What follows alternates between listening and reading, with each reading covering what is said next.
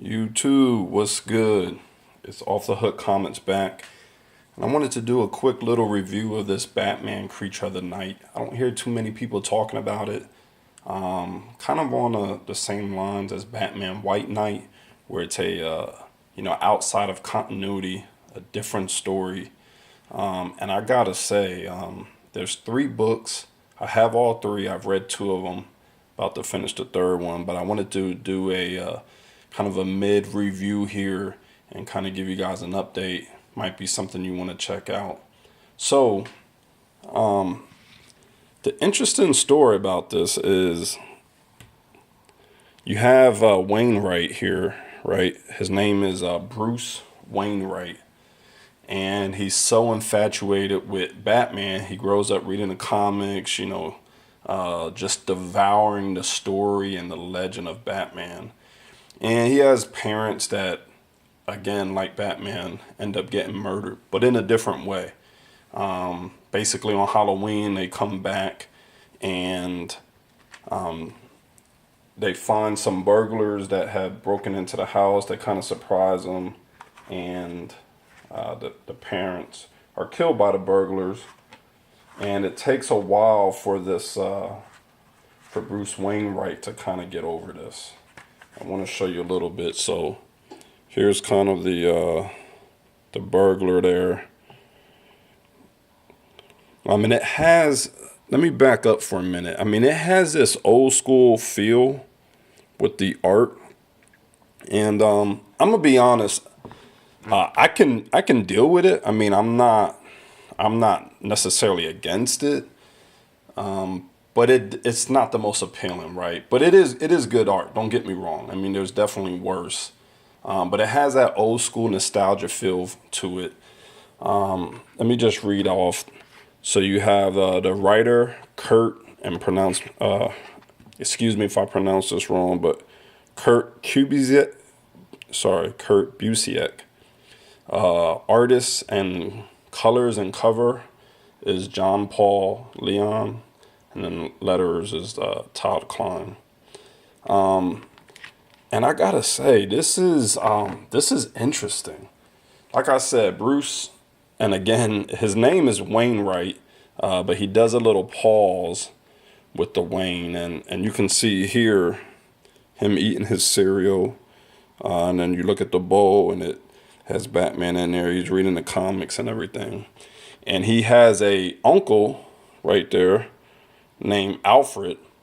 Well, he calls him Alfred. It's really Alton Frederick. And then there you go, the Alfred, right? From Alton and Frederick. But long story short, it's not your typical story with Batman. His parents were not rich. They were okay. His mom did a lot of volunteering. His dad was VP. But basically, this story kind of addresses some social issues along with this whole Batman storytelling. And you don't know really where it's going with this whole Batman thing. But the social issues that it's addressing is, how these crimes end up doing more to the victims than just that night, in his case where he lost his parents, right? He went through a lifetime of because the murder wasn't really solved for a long time. It took Batman to get involved in it. Just dealing with that loss and not being able to come to closure and all of that. And then how these kids go into foster homes and the system and never really feeling loved or having a place to call home. And that's kind of what he talks about. So what you find out in book 2, or at least what it leads you to believe, is that his uncle is homosexual, and he's always wondered why he never went to live with his uncle. And what you find out is that this particular neighborhood that his uncle lives in is mostly comprised of homosexuals, and they never really come out and say whether the uncle is or not, but they lead you to believe that, and that's kind of why, during that time, him living the lifestyle that he lived and then trying to bring a young boy in there just wasn't going to work out. But the uncle did, stayed involved. He took his inheritance and built a company that he then later brought Bruce into it. And they started doing good. Him and that uncle kind of had a falling off because he felt like the uncle wasn't there for him. He was his only blood, and he failed to be there for him in the long haul. And but they kind of get back on the same page. Just want to show you some art too while I'm doing this, but that's a pretty cool cover. So Batman, and they never really explain it. I mean, he goes to this zoo and the window is broken and these bats come flying out, and it seems like ever since then, he can kind of see what Batman is doing. As you see right here, the window gets broken and they kind of blamed him. But it's not as if he's Batman, at least not yet. I mean, because there's definitely some times where they show Batman and Bruce kind of talking in this, because Batman always comes and checks on him at night and basically says, hey, are you safe? And then he goes about his business. But kind of going back to what this addresses, so it's kind of like Bruce Wainwright is addressing, he's kind of the Batman of the traditional sense, where he's trying to make things right. He also addresses prejudice or racism. So there's a particular person in part 2, as the business is going about it, they're doing good. He wants to take a chance on a business partner that produces modems. And long story short, he has a discussion with Alfred, and Alfred is trying to explain to him that, they shouldn't go into this deal, not just because he's black, but because everybody else is going to make it hard on him.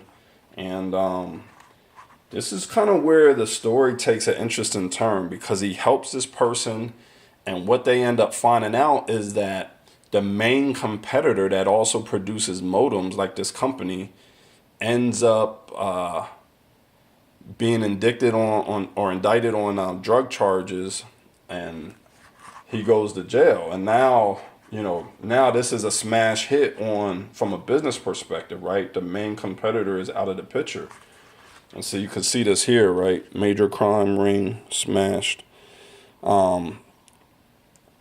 But he also starts, so the home that he went to, like the boarding school, if you would, he basically goes back and he wants to help these people. So it's another interesting twist from the traditional continuity Batman, but he ends up helping this girl that her parents were killed as well. And it's Robin, right? But it's obviously it's a female. He's not expecting her to become the traditional Robin that we know. But at the end of the book, she's basically saying, hey, I'm thanking you for everything that you've done, for bringing closure, and that she would eventually like to grow up and contribute to this mission that he has taken on. Unfortunately, at the end of book 2, you find out that the heroin situation with the competitor was actually planted, but that guy's life and business has been destroyed. They also cracked another gang-related crime, which was basically a chop shop, and it seems like all of that stuff was planted. And so at the end, you see basically Batman coming to him and asking him if he's safe. And he wants nothing to do with Batman, because he can't understand why he was able to see through Batman's eyes, but not see that it was set up. And that's kind of, you're kind of held there, right, on like a cliffhanger. So you're not really sure, he's not really Batman, and you're not really sure what is going on, what's going to go on with Robin. So I am really looking forward to getting into book 3, which is the final book, which is right here, and seeing how this story is concluded. So I will say, Off the Hook Comics and a rating of 1 through 5, I would probably definitely give this a 4. Check it out if you have a chance. If you're reading White Knight and you like those alternative universes, this is definitely something you want to look at. I'm gonna do a second part to this, coming to a conclusion and my final thoughts and how it ends. So tune back in.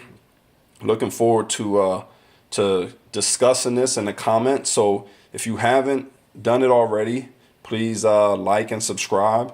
Leave some comments on what you thought about the book. If I missed anything, help me out. This is a deep book, so it might take a couple readings to get it all digested and kind of parse through it. But hey, I'm looking forward to discussion on this. This is the one thing I like about the community, is kind of different takes on a particular storyline and seeing how it kind of varies with each individual that kind of reads it. So, Off the Hook Comics, we out. Hey, keep finding them books. Good luck on the hunt. Peace.